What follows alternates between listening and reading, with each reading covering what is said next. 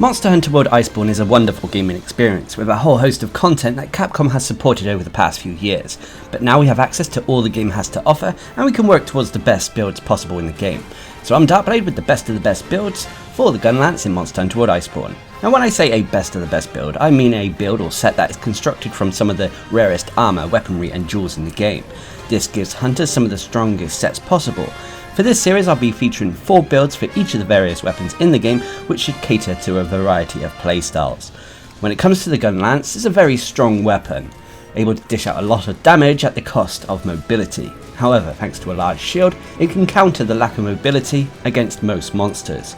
On top of that, each of the various Gunlances in the game have different shelling types, which dictate what type of build you can have. For this video, there will be a build dedicated to each of the various shelling types in the game. So the first build is the best of the best normal shelling Gunlance build. This build is a strong raw attack build that makes use of the normal shelling type.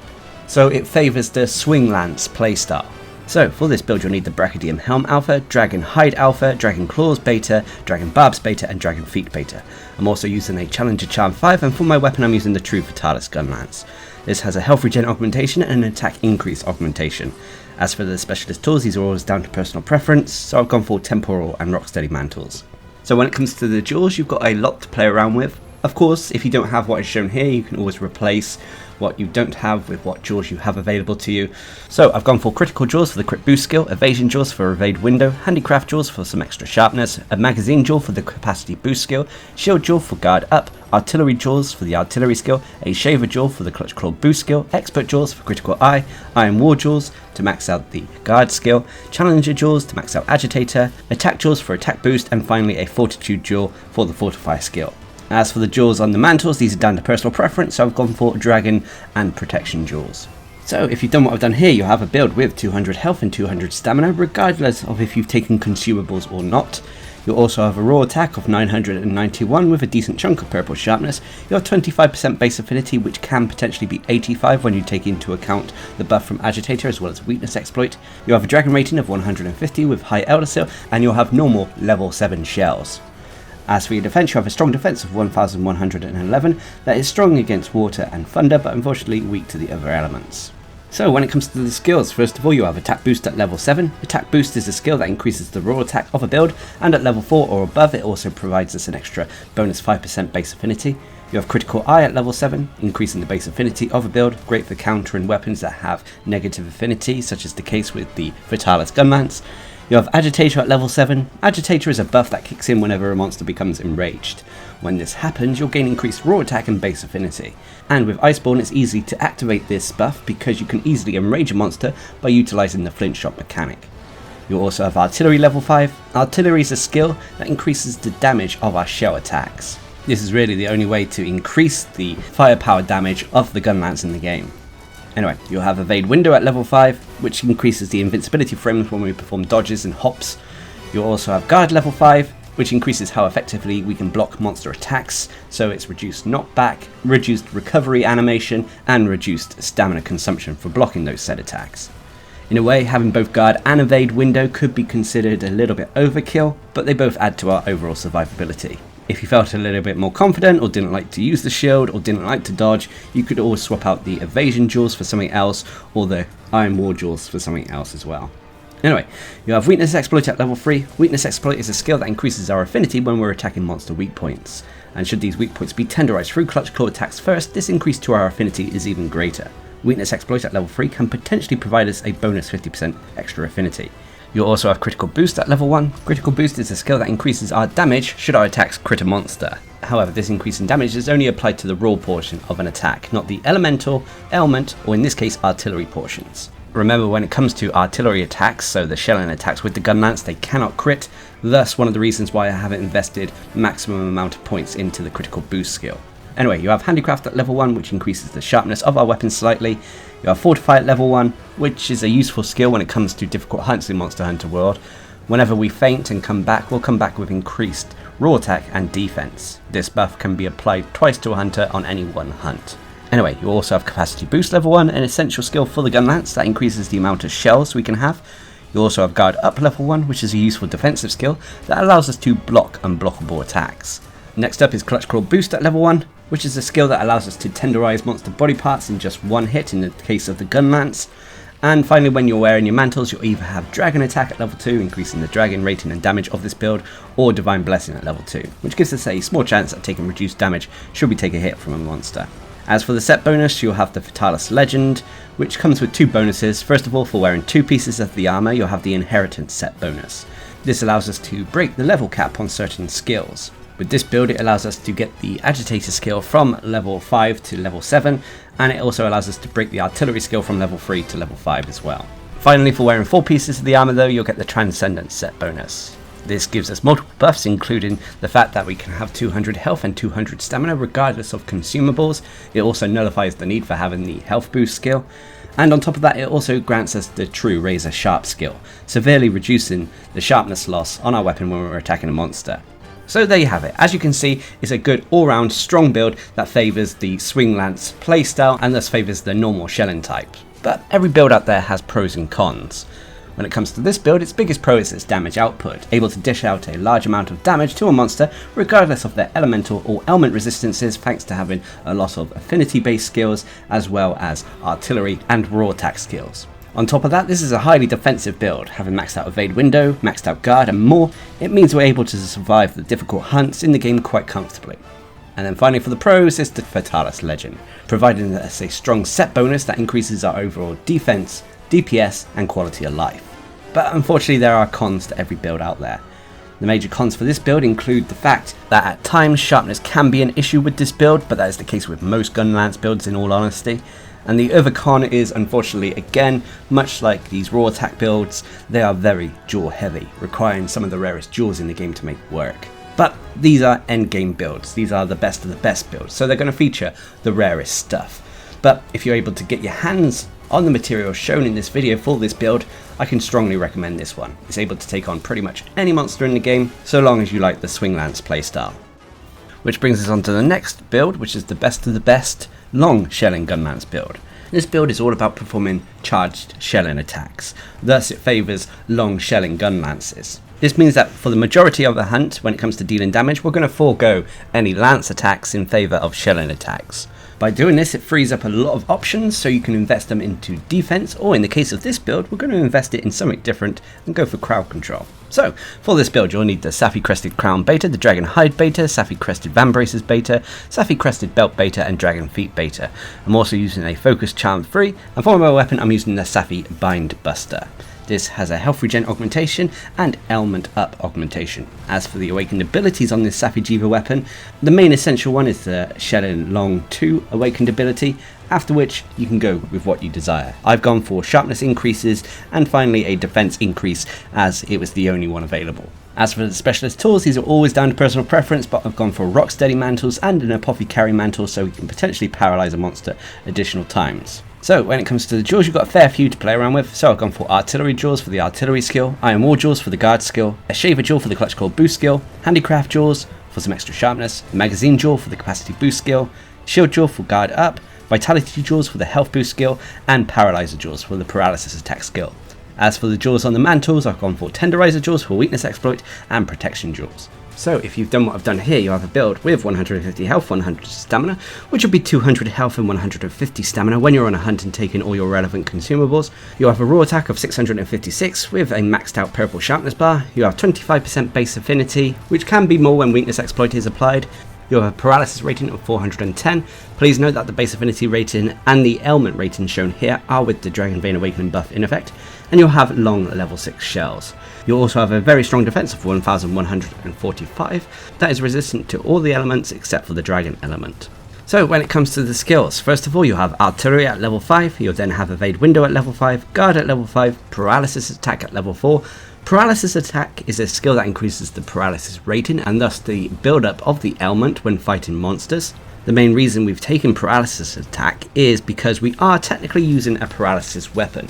And should there be a point where we cannot perform our charged shelling attacks, either because we mistimed our rotations or a monster is moving exceedingly fast, then we can rely on poke attacks to potentially paralyze the monster, leaving them vulnerable to our charged shelling attacks.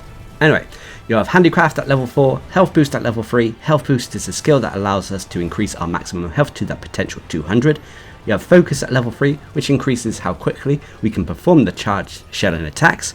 You have Blight Resistance level 1, a byproduct of the armor, but it's still kind of useful. Basically, it reduces the time that elemental blights remain on our hunter.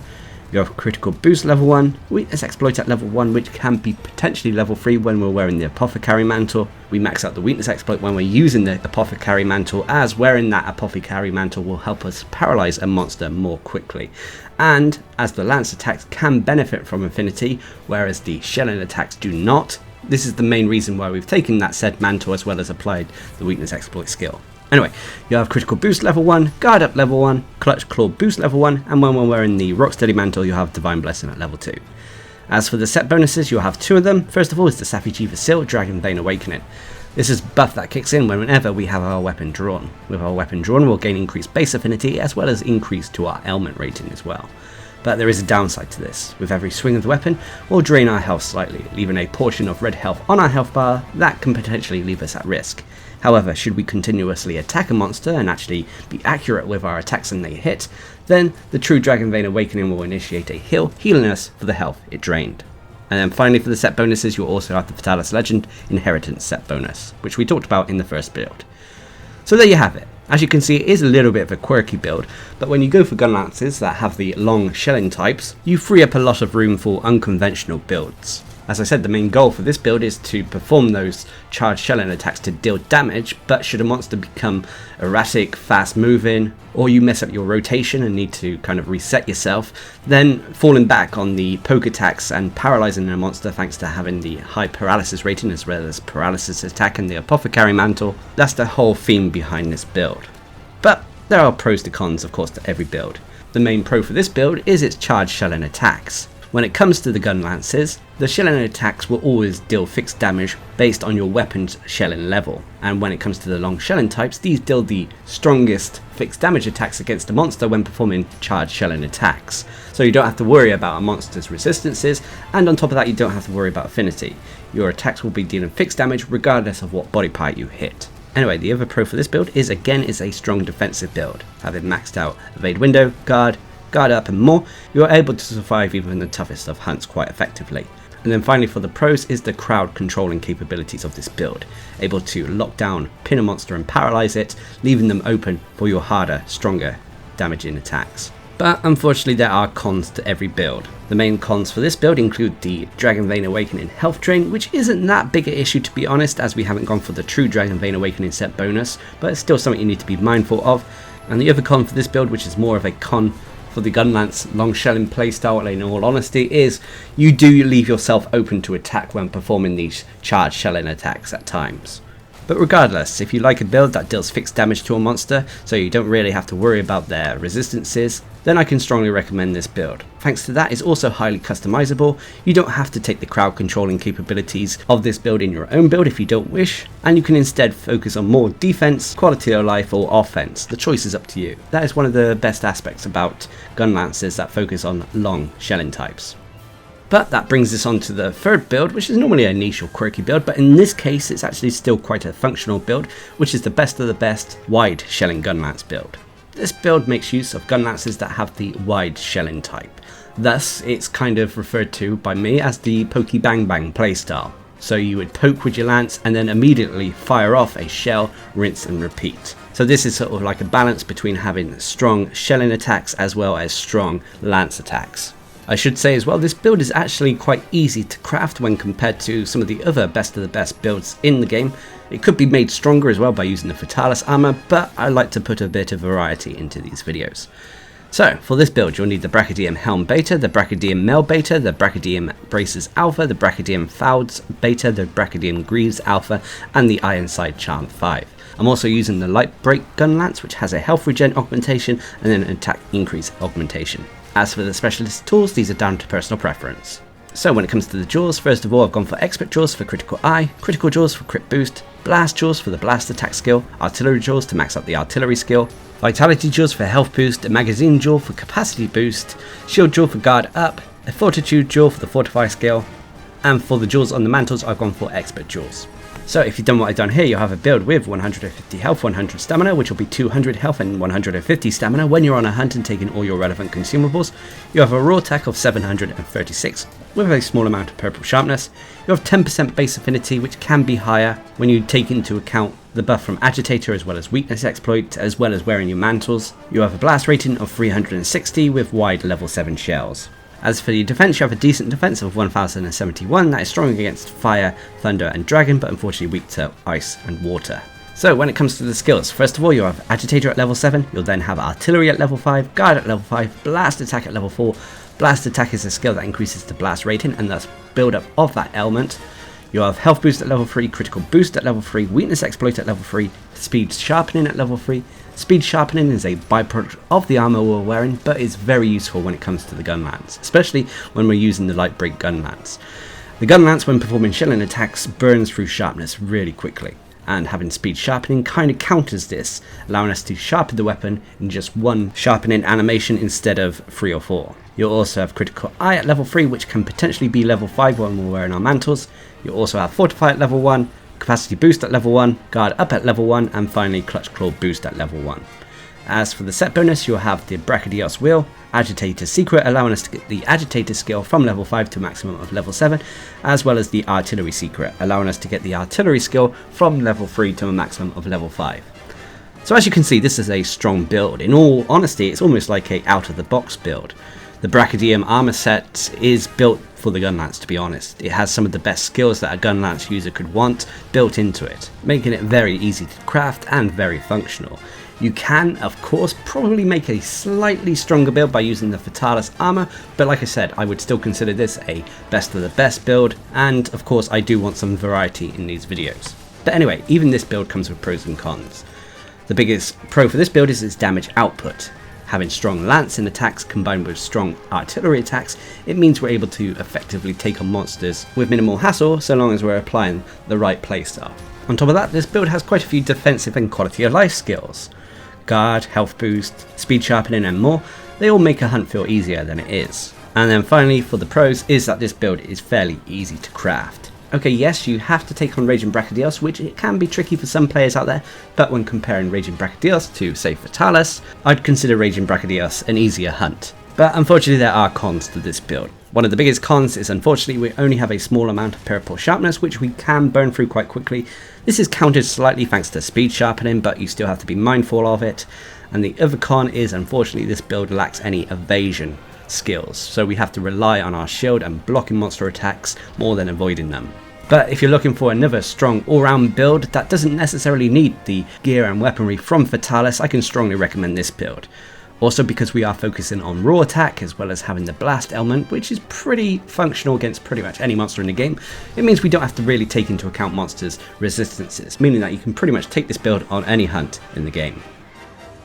Which brings us on to the fourth and final build, which is the best of the best Gunlance build. Now when it comes to the Gunlance and the Gunlance, pretty much how it would work is you would take one of your favourite builds, whether it be the normal shelling type, long shelling type, or wide shelling type, and then add the Gunlance associated skills onto that said build. For the purpose of this video, I'll be demonstrating a normal shelling Gunlance build. So for this build you'll need the Brachydium Helm Alpha, the Dragon Hide Alpha, Dragon Claws Beta, Dragon Barbs Beta and Dragon Feet Beta. I'm also using a Challenger Charm 5 and for my weapon I'm using the True Fatalis Gunlance. This as always has a health regen augmentation and an attack increase augmentation. As for the specialist tools, I've gone for Temporal and Rocksteady Mantles again. Now when it comes to the jaws, first of all I've gone for Critical Jaws for the Crit Boost skill, Protection Jaws for Divine Blessing, Handicraft Jaws for some extra sharpness, Magazine Jaw for Capacity Boost, Shield Jaw for Guard Up, Artillery Jaws for the Artillery skill, a Shaver Jaw for the Clutch Claw Boost skill, Expert Jaws for some Critical Eye, Iron War Jaws for the Guard skill, Challenger Jaws to max out the Agitator skill, Destroyer Jaws for the Part Breaker skill, Evasion Jaws for some Evade Window, and a Hard Geology Jaw for the Geologist skill. As for the jaws on the mantles, I've gone for Attack and Protection Jaws. So if you've done what I've done here, you have a build with 200 health and 200 stamina, regardless of if you've taken consumables or not. You have a raw attack of 943 with a decent chunk of purple sharpness. You have 20% base affinity, which can be 80% when you take into account the buff from Agitator as well as weakness exploit. You have a dragon rating of 150 with high Elder Seal, and you have normal level 7 shells. You also have a strong defense of 1111 that is strong against water and thunder, a little bit weak to fire and ice, but unfortunately very weak to the dragon element. Now when it comes to the skills, they'll be very similar to the first build featured in this video. So we have Critical Eye at level 7, you have Agitator at level 7, Artillery at level 5, Evade Window at level 5, Guard at level 5, Weakness Exploit at level 3, Heartbreaker at level 3. Heartbreaker is a skill that allows us to break monster body parts more easily. And this is an essential skill when it comes to the Guiding Lands, as it allows us to break the monster materials off of the monsters more easily, resulting in more loot. You also have Divine Blessing at level 3, which can be potentially level 5 when we're wearing the Rocksteady Mantle. You have Geologist at level 3, which, to be honest, when it comes to the Guiding Lands, you really only need it at level 1. Geologist, when it comes to the Guiding Lands, allows us to loot the monster materials that we break from them twice instead of once, at least from the high tier monsters. But as the dual sockets allow, you may as well get Geologist to level 3, as it will allow us to loot the mining nodes and bone piles additional times as well.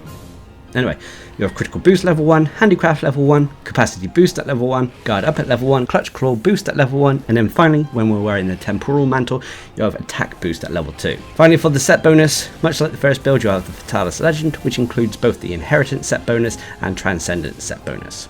So there you have it. As you can see, it's a strong all-round build again, focused on high DPS as well as high survivability, but it contains all the skills needed to farm the Guiding Lands. But even this build has pros and cons. When it comes to the pros for this build, its biggest pro is its damage output. Having high raw attack combined with affinity and artillery skills, it means that we're able to take on monsters quite effectively regardless of their resistances. On top of that, this build also has all the essential skills related to the Guiding Lands. Heartbreaker and Geologist allows you to farm the endgame area effectively and ultimately come away with more loot. And then finally for the pros is the Fatalis Legend set bonus, which, much like I said before, it gives us increased DPS, defense and quality of life. But unfortunately there are cons to every build out there. The two biggest cons for this build include that this build unfortunately may have sharpness issues at times, and the other con is unfortunately once again this is a jewel heavy build, requiring some of the rarest jewels in the game to make work. But if you're looking for an endgame build to take into the Guiding Lands, I can strongly recommend this one. It's able to take on pretty much any monster without you having to go back to camp and change out your build or ailment, and you can use this build to walk away with maximum loot. Like I said though, if you prefer some of the other Gunlance playstyles, you can take pretty much any of these builds featured in this video, change out some of the jewels so they have Heartbreaker as well as the Geologist skill, and you'll have a suitable Guiding Lands build. So there we have it, those are the best of the best builds for the Gunlance. Now these builds are aimed to be strong general builds, able to take on pretty much any task in Monster Hunter World Iceborne, but if you wanted to take on tougher monsters such as say Elatrion or Fatalis, then some adjustments may be needed here and there. Also, these builds may be slightly different from other meta builds featured in the community, but regardless, these are the strongest builds that I personally like to use in the game, and I hope they help you out in your hunts. So until next time, I've been Darcblade, bringing you the best of the best builds for the Gunlance in Monster Hunter World Iceborne. Hope you enjoyed the video. Thanks for watching, subscribe and like for more.